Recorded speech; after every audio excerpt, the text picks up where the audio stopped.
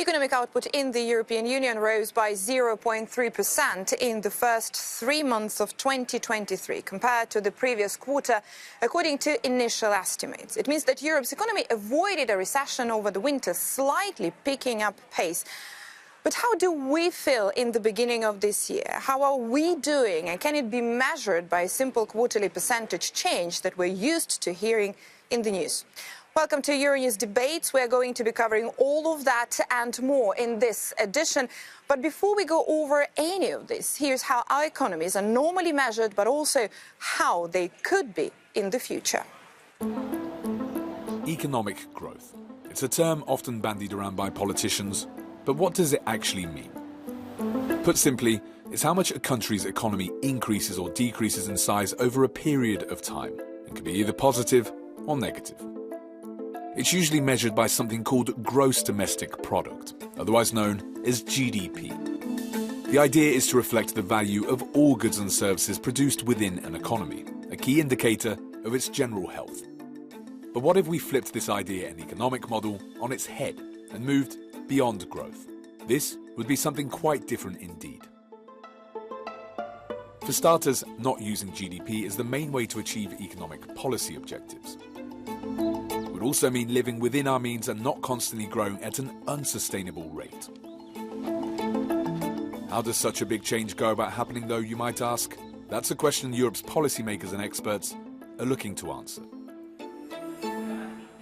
And this is what we're going to be discussing with Philip Lamberts, Greens co-president, Olivier de Schutter, Special Rapporteur on Extreme Poverty and Human Rights, Adelaide Charlier, Climate Justice and Human Rights activist, and Sandrine Dixon-de Clèves, co-president of the Club of Rome and author, right before the Beyond Growth 2023 conference.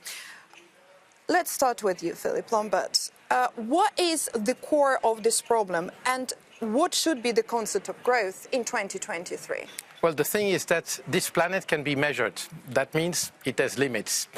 And economic policy has been operating in a world, a sort of fantasy that pretends that this planet is unlimited in resources. It is a dustbin of unlimited size.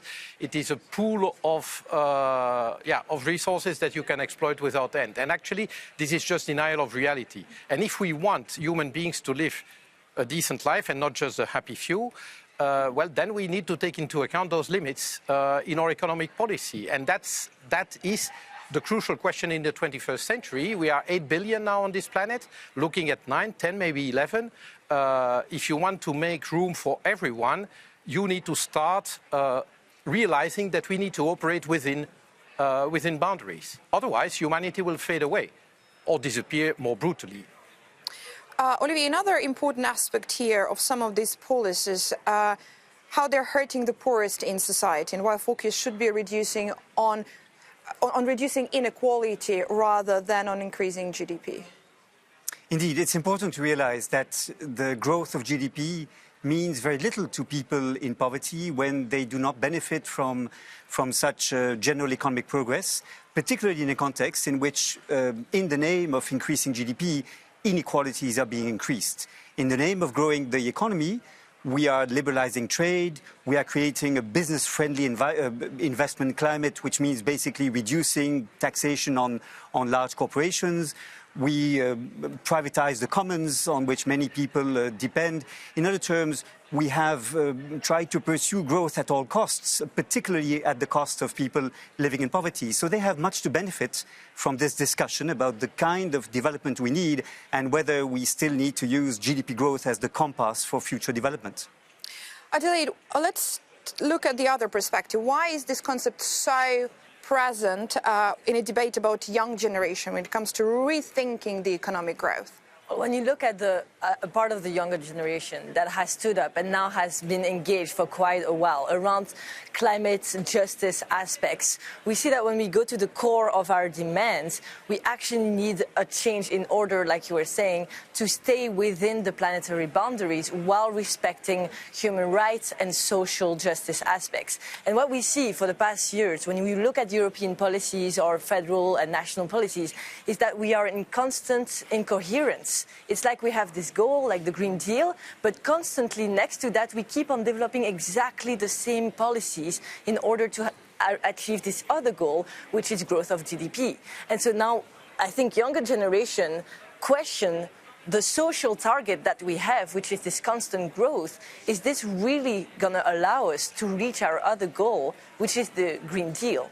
And there we see that the incoherence constantly present in our policies, they raise really big questions. So this question of beyond growth is really present in the climate movement debates. Sandrine, let's go here about some of this constant incoherence and same policies that are being implemented. Let's go into the whole concept of limits to growth, right? It was warning on the Earth resources would not be able to support the exponential rates of economic growth. And we're talking about 50 years ago, aren't we? So issue is not new, but the environment around this issue has profoundly changed, right? What's the take on this? Well, the environment's profoundly changed because we're in the midst of a poly-crisis, and we're feeling the tipping points that were actually demonstrated in some of the scenarios in our book that was published 50 years ago. So if we take that into consideration, we have to realize that we need to look at our impact today on the planetary boundaries, as has been said. And what does that actually mean? Well, first of all, GDP was never truly a measure of economic development. It measures productivity. It measures an extractive economy. And we've seen that that extractive economy has actually created the pandemic that we've just recently had, is creating the climate impacts that we have, and is also exacerbating poverty. Poverty and inequality means instability. So we both have polycrisis, plus we have growing instability across the globe, in some of the richest countries, in the United States, for example. So looking at GDP as a measure of the way in which we really value economic development within natural resources is not possible in the 21st century. That is why we need to think about new indicators. And that's what we're going to be discussing next, about those new tools and new ways of looking at it. And to bring that on, we're going to take a look here on the graphic illustration of some of the concepts that could help. This is the so-called donut economics and measuring progress towards an economy with a strong social foundation. You can see it on the screen now, because this is another important thing, right, about the limits and what's there in the middle of that. This is, so we're talking about the measuring progress towards an economy with strong social foundation, unbroken ecological ceiling, and all these factors is something, of course, that has to be there. Olivier, let's talk about this post-growth movement that has been growing as well for the decades, and this is something that we can pick up on some of those aspects in response to this issue. What's your take on that? Well, I think the main challenge today is how to reconcile the requirement not to pass the planetary boundaries on the one hand with indeed improving the well-being of all within society on the other hand. And one perhaps misleading feature from the donut representation is it presents both objectives as if there were a trade-off to be made, as if there were a compromise to be struck between the two objectives. In fact, the two can be fully reconciled and are mutually supportive. We can have a kind of development that creates jobs, particularly for low-qualified workers, to develop renewable energies, to build social public transport, to invest in agroecological production. All these are labor-intensive and create jobs. We can design measures that will make goods and services affordable for people living on low incomes. For example, if you insulate buildings, it means the electricity bills will be lower. If you invest in public transport, it means you don't need an individual car to achieve mobility. And so we can have these measures that reduce our ecological footprint and at the same time create jobs and allow people to live lives that are more than decent, that are flourishing. I think we have to realize that the post-growth society is not one based on sacrifice, it's not one based on us renouncing comfort, it's one that can be based on solidarity, conviviality, and indeed well-being. Philip Lamberts, based on well-being and on the concept that this should not be a trade-off. It's about looking for the right balance. And yet, when it comes to the social effect, when it comes to jobs and how they would be affected, this is one of the big concerns for all of the Europeans and the policymakers here. Well, actually, I'm not sure that jobs is the most crucial concern for people I'm talking with. What they are more concerned about are the prices of goods and services, because indeed, if you produce in a sustainable way, if you produce in a just way in the sense of remunerating work properly, obviously products and services will be more expensive. If it were the opposite, the entire economy would be just and sustainable. It's the opposite. So the thing is then, okay, if basic goods and services are going to become more expensive, how do we make sure that everyone can afford them?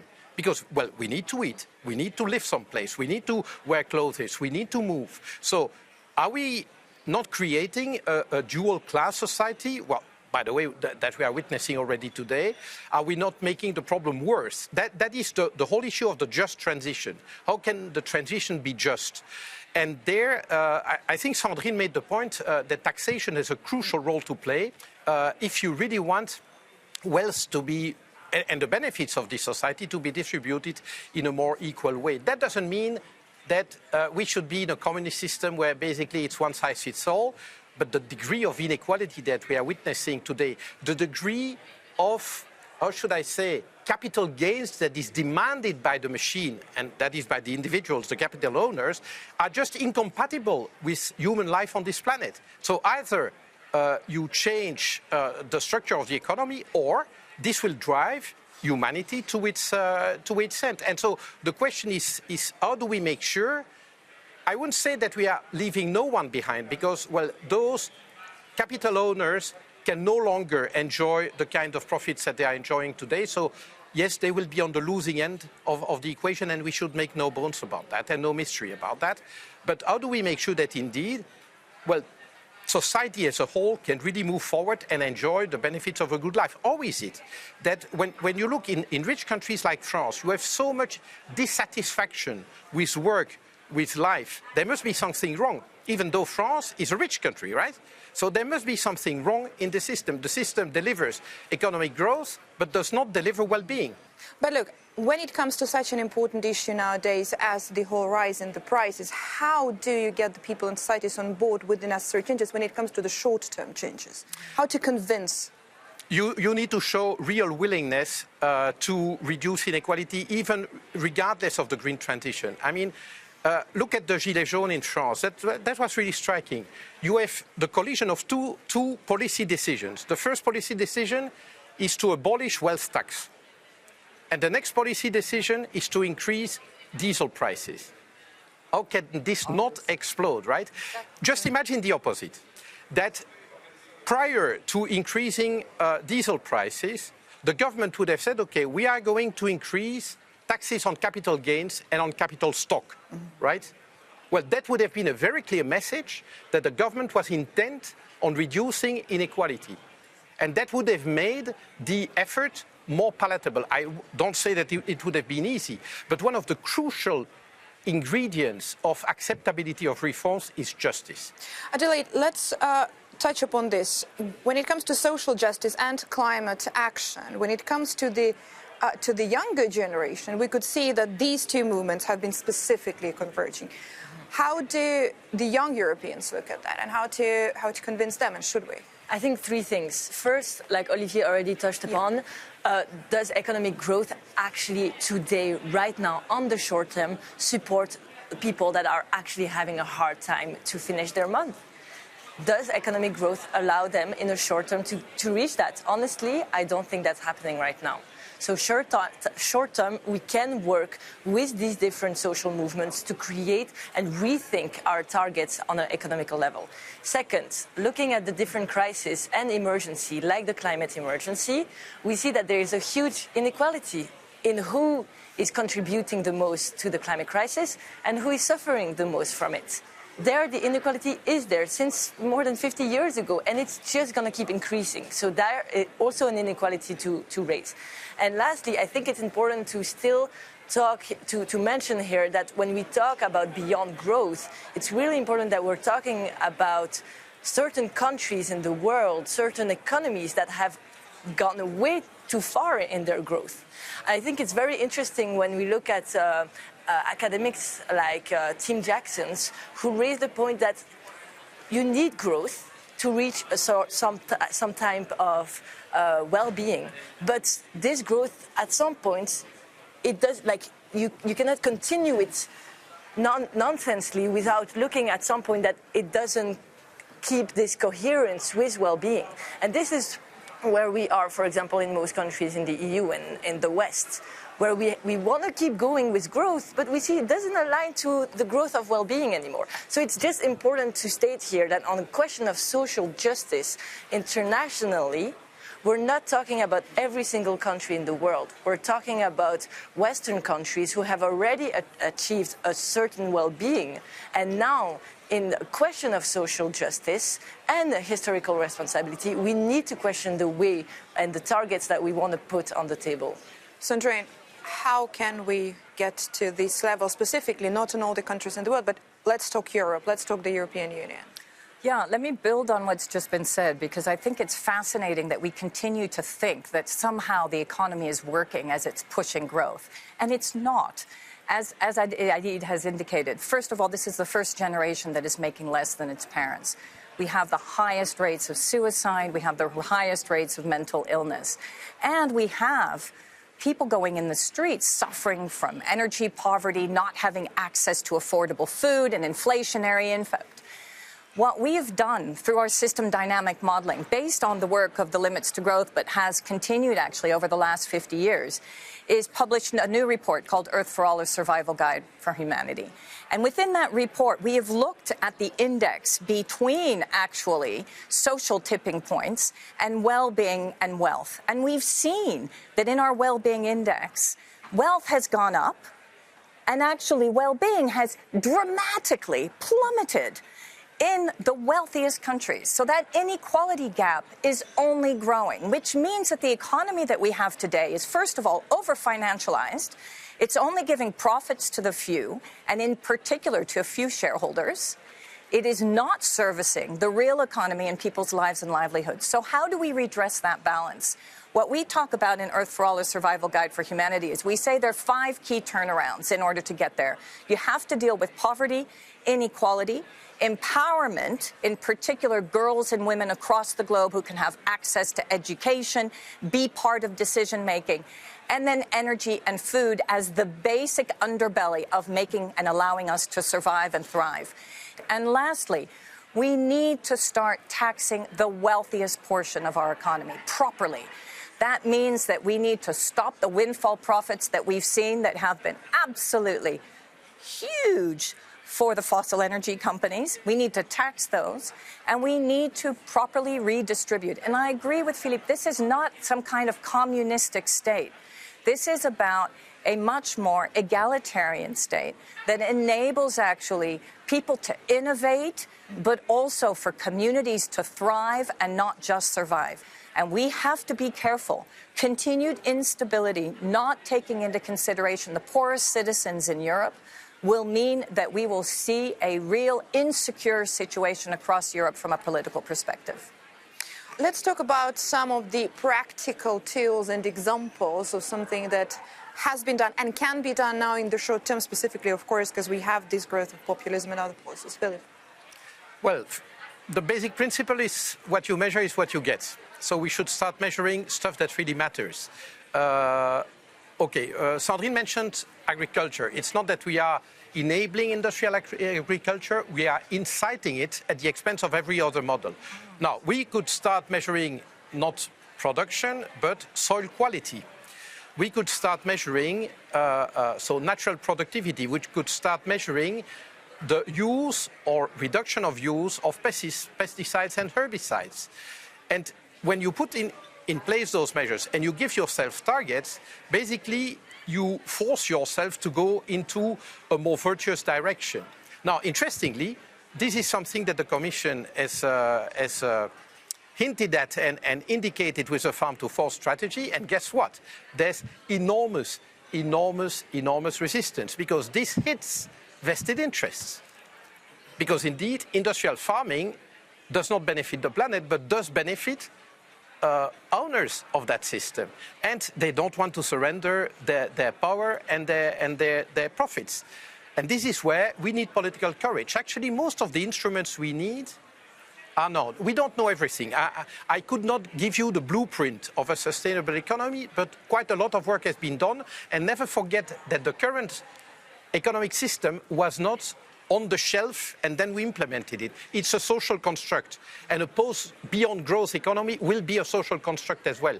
But many instruments are on the table. What is lacking is the political will to go against vested interest. That is what is still lacking, I would say, in the European policy-making bubble.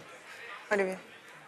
No, I think the fight against poverty and the reduction of inequalities have been built until now on a very simple idea that has been dominating particularly the 30 years of strong economic growth in Europe in the years 1945, 1975. And that is, you grow the economy and then you redistribute in part to the shareholders, to the corporations, in part to the workers, increased wages as a result of productivity gains, and in part, finally, to the state in the form of taxation and social contributions. And this idea that poverty could be reduced by growing the economy and then redistributing its benefits is now entirely passé. We need to think about different ways of combating poverty, and that is to build an inclusive economy that provides to each individual his or her ability to thrive, and that can be done by reducing working time, by providing a job guarantee, allowing people who are long-term unemployed to have access to jobs. It can be done by investing in labor-intensive measures that contribute to the ecological transition. And actually, for the United Nations, I provided a report on Building Back Better in October 2020, listing all the measures in areas such as food and agriculture, energy, mobility, housing, building, that have this triple dividend, creating jobs, allowing access to goods and services at an affordable price for low-income consumers, households, and finally reducing our impacts on the environment, our use of resources, and the pollution and waste we create. So we can design an ecological transformation that also benefits the people, and that will not be perceived as a threat, as a lowering of living standards, but instead can be much more a source of social cohesion and a reduction of poverty and inequalities. And I think that is really key. Adelaide, what is it that young people can do when it comes to making those changes coming sooner rather than later? Younger people have started to mobilize. They have, at least for a part of it, they have started to engage. Don't forget that we have grown into this world. We don't know anything else than the system that we are in right now. And this is what our education has taught us to do. And today, still in school, in university, this is the only thing that we teach us. So I think younger citizens, they need to be critical on what we learn. Also, at school, everyone studying economics. Do you really think this is how we're going to be able to solve these different crises that we're facing? And I think we have to question our professors. But then we also need to keep learning from other academics that bring forward alternatives. You were talking about solutions that can be put next to GDP or to put away GDP. There are so many academics working on that. And it's so interesting to reach them, to understand and read their work. And I think that's part of our role as younger generation, to first continue to learn about alternatives, but also mobilize around that and organize ourselves. We are already citizens. We need to be part of this process. We need to be around the table. It looks so big and so intense and so not reachable for younger people because it is a hard topic. But it doesn't matter because we need to be part of this discussion because we are going to be affected. We are already affected. And so I think we need to just make sure and remind younger people that we are legitimate. Whatever the debate is, because it touches us, we are legitimate to be around the table and share our views and opinions. So to all younger people, let's continue to learn and mobilize and organize ourselves to be around the table and around the discussion. Thank you so much for everybody for participating in this debate. The Beyond the Growth 2023 conference is a multi-stakeholder event aiming to discuss and co-create policies for sustainable prosperity in Europe. Don't miss it. It is taking place from the 15th to the 17th of May in the European Parliament here in Brussels. Now, there are more than 2,000 participants already registered here offline to participate. Do register online, and there is the link that you could see on your screens now. You can still join the conference online. Thank you so much. Pleasure. Thank you. Thank you. Thank you.